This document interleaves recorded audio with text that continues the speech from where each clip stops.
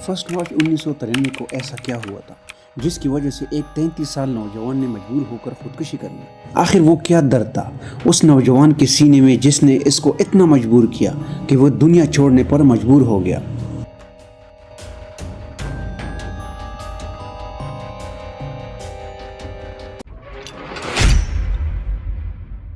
अस्सलाम वालेकुम दोस्तों, दनक मीडिया में खुश आमदीद। दोस्तों, एक नौजवान जिसका नाम केवन कार्टर था जो 13 सितंबर 1960 को अफ्रीका में पैदा हुआ, जो नस्ल परस्ती के निज़ाम के ख़िलाफ़ शदीद तसद्दुम के दौरान बड़ी हुई, जिसको एक सफ़ेद फार्म जनूबी अफ्रीका होने की वजह से ख़ास फ़ायदे मिलते थे। अपने लिबरल घराने में केवन कार्टर ने नस्ल परस्ती की झलक देखी। सफ़ेद महलों में सियाह फार्म लोगों को गिरफ्तार करने के लिए पुलिस के छापे देके जुल्म और बर्बरियत का माहौल था। वक्त गुजरने के साथ साथ केवन कार्टर हाई स्कूल से फारिग होने के बाद फ़िज़ाइया में शमूलियत इख्तियार की, लेकिन 1980 में एक सियाह फार्म जनूबी अफ्रीका के साथ जुल्म के खिलाफ आवाज़ उठाई, जिसकी वजह से केवन कार्टर को शदीद मार पीट का सामना करना पड़ा और कुछ फौजियों ने केवन कार्टर को शदीद तशद्दुद का निशाना बनाया। इसके बाद कार्टर ने फ़ौज को अलविदा कह दिया और स्टार अखबार में काम करना शुरू किया। चूँकि केवन कार्टर कंपनी में एक नए फोटोग्राफर थे, इसलिए फोटोग्राफर के तौर पर केवन कार्टर को मुतशद्दिद हालात में डाल दिया गया। 1980 की दहाई में कार्टर ने नेकलेसिंग की पहली तस्वीर बनाई। इन तस्वीर में मुतासिरीन के गिर्द पेट्रोल से भरे टायर्स डालकर आग लगाना शामिल था।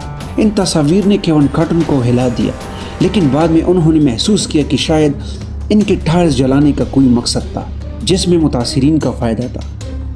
केवन कार्टर एक बेहतरीन फोटोग्राफर था और केवन कार्टर को इस फोटोग्राफी की वजह से 1980 और 1990 की दहाई में काफ़ी बार गिरफ्तार कर लिया गया, क्योंकि कार्टर ने मुजाहिरों, जनाजों, पुलिस और नस्ल परस्ती मुखालिफ कारकुनों के दरमियान झड़पों की तस्वीर बनाई। वक्त गुजरने के साथ साथ केवन कार्टर बिग बैंग क्लब में शामिल हो गए, जो उस वक्त अपने ख़तरनाक फ्रंट लाइन रिपोर्टिंग के लिए जाने जाते थे। कार्टर के कैमरे ने सफ़ेद शिद्दत पसंदों जैसे अफ्रीकन रेजिडेंट्स मूवमेंट को कैद किया। कभी कभी कार्टर ने सियाह अफ्रीकन पर जुल्म के खिलाफ आवाज़ भी उठाई, जैसे 1986 में एक सियाह फार्म आदमी की संसार करने से रोकना। 1993 में केवन कार्टर को सूडान में एक असाइनमेंट मिली। खानाजंगी और खुशहाली ने मुल्क को तबाह कर दिया था। केवन कार्टर ने इंसानी बहरान पर रोशनी डालने की उम्मीद की और अपने साथी जवासलवा के साथ सफ़र करते हुए UN फूड कैंप सूडान पहुँचे, ताकि कहत और खुशहाली की वजह से आवाम की इस हालत को दुनिया के सामने लाए। सूडान पहुंचकर केवन कार्टर और इसके दोस्त ने जब वहां मौजूद लोगों की हालत को देखा तो गरीब लोगों के इन हालात ने इन दोनों को चौंका दिया। दोस्तों, 1 मार्च 1993 दोपहर का वक्त था।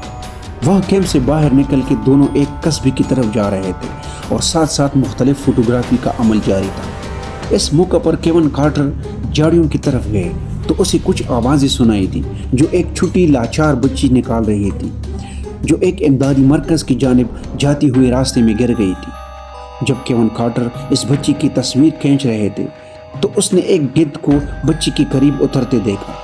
उस वक्त वहाँ मौजूद काम करने वाले तमाम लोगों को हिदायत की गई थी कि वो मुतासिरीन को छूने से गुरेज करें, क्योंकि इससे वो चूत की बीमारी के शिकार हो सकते हैं। केवन कार्टर ने बच्ची की मदद करने के बजाय 20 मिनट वहाँ इस इंतज़ार में गुजारे कि गिद्ध अपनी परों को कब खोलता है। ऐसा ना होने पर उन्होंने तस्वीर को खींचा और गिद्ध को वहाँ से भगा दिया और बच्ची को इमदादी कैंप की जानिब जाती हुई देखने लगी। उसके बाद केवन कार्टर वहाँ थोड़ी देर बैठकर गमज़दा होने की वजह से रोने लगे। कुछ अरसा बाद दोनों सूडान से जनूबी अफ्रीका वापस आए तो वहाँ के मुतासिरीन के हालात, कहत और मायूसी को अपनी फ़ोटोग्राफी के ज़रिए दुनिया के सामने वाज़ेह तौर पर पेश किया। तस्वीर तो बहुत सारे थे, लेकिन उस बच्ची की तस्वीर ने दुनिया को झंझोड़ कर रख दिया। केवन कार्टर और उसके दोस्त को इनामात तो बहुत सारे मिले, लेकिन उस बच्ची की तस्वीर को शाया होना ही था कि लोगों की तनकीदें आना शुरू हो गई। कुछ लोगों ने इल्ज़ाम लगाया कि केवन कार्टर बस तमाशाई बने रहे, इन गरीब लोगों की मुश्किलात को कम करने के लिए कुछ नहीं किया, और कुछ लोगों ने इल्ज़ाम लगाया कि केवन कार्टर अपने प्रोफेशन को बढ़ाने के लिए इंसानी तकलीफ़ से बेरहमी से फ़ायदा उठाया। इन तनकीदों की वजह से केवन कार्टर शदीद परेशानी में मुब्तला हो गए। बहुत सारे इनामात के साथ साथ जब बच्ची की तस्वीर दुनिया में शाया हुई तो 12 अप्रैल 1996 को केवन कार्टर को फ्रांस में प्लटर के अवार्ड से नवाजा गया।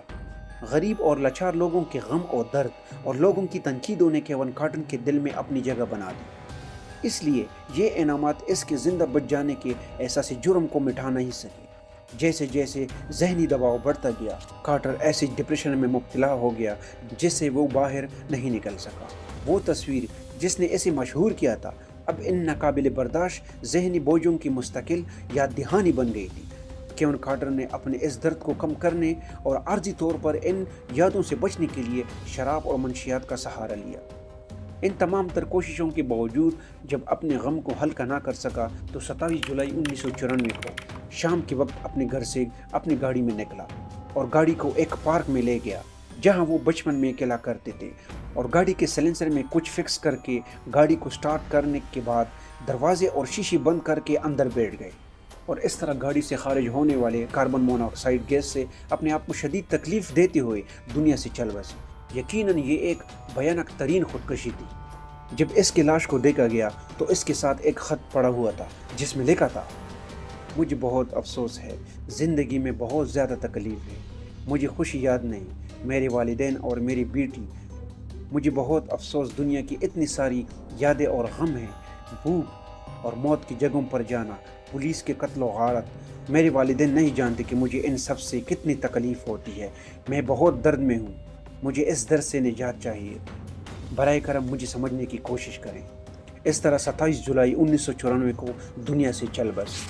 اور اس بچی کے بارے میں لکھا ہے کہ 2011 میں ان کے والدین نے انکشاف کیا کہ بچی اقوام متحدہ کیمپ پہنچ چکی تھی اور ان کی دیکھ بھال کے لیے امداد بھی فراہم کیا گیا تھا۔